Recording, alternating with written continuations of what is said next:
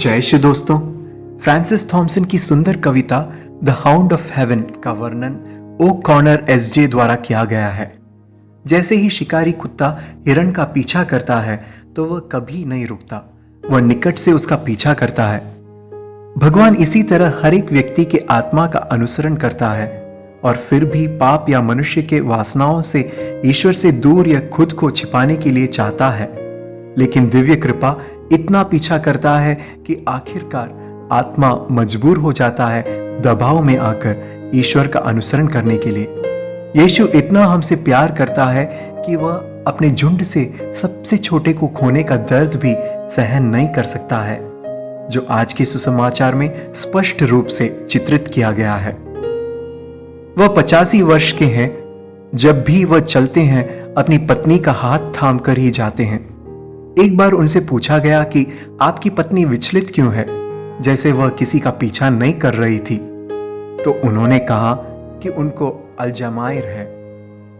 तो फिर सवाल उठा कि अगर आप अपने पत्नी को जाने दें तो क्या वह घबरा जाएगी? उन्होंने कहा नहीं, क्योंकि वह नहीं जानती कि मैं कौन हूं और उसने मुझे सालों से ही नहीं पहचाना है। आश्चर्यचकित फिर पूछा गया, और अभी भी आप उसे हर रोज रास्ते में मार्गदर्शन करना जारी रखते हैं, भले ही वह आपको पहचानती नहीं है? और वह बुजुर्ग मुस्कुराते उसकी आंखों में देखते कहे, वह नहीं जानती कि मैं कौन हूं, लेकिन मुझे पता है कि वह कौन है, मेरे जीवन का प्यार। निश्चित रूप से यही वह तरीका है जब यीशु हमारा हाथ पकड़ता है। भले ही हम उसे पहचानने में असफल हो, लेकिन वह हमें स्वीकार करता है और समझता है। वह हमें दृढ़ रखता है और हमें सभी खतरों से बचाता है। सबक आज हम दूसरों को स्वीकार कर सकते हैं जैसे वे हैं। क्या हम उन लोगों के साथ भी हाथ थाम के चल सकते हैं जो हमारे बगीचे को नष्ट करते हैं? क्या हम उन लोगों के साथ भोजन कर सकते हैं जिन्हें अन्य सभी घृणा करते हैं? केवल वे ही प्रबुद्ध है जो छोटों के साथ भी जीते हैं, उनका सम्मान करके।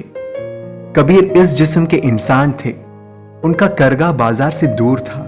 जब कभी भी उन्होंने किसी को अपने लून के रास्ते पर देखा, वह बुनाई बंद कर देता और वहां जाकर उसका हाथ पकड़कर उसे अपनी कार्यशाला में ले आएगा। फिर वह उनके पैरों को धोता था और उन्हें अंदर जाने देता।